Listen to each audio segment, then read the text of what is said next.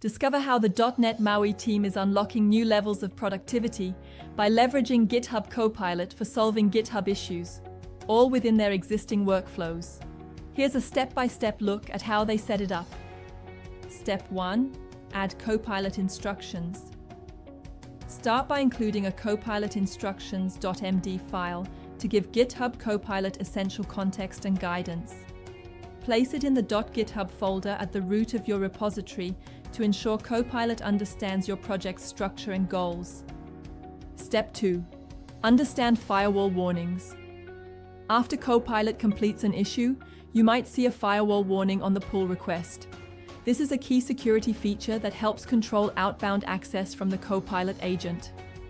Step 3. Allow trusted domains.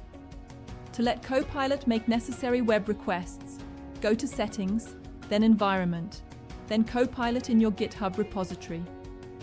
Scroll to the bottom to the Environment Variables section and add a variable named Copilot Agent Firewall Allow List with a comma-separated list of trusted domains. Step 4. Run Copilot in GitHub Actions. Copilot runs in GitHub Actions, giving you full control over how and where it operates. You can also let Copilot auto-generate a Copilot setup.yml by filing an issue.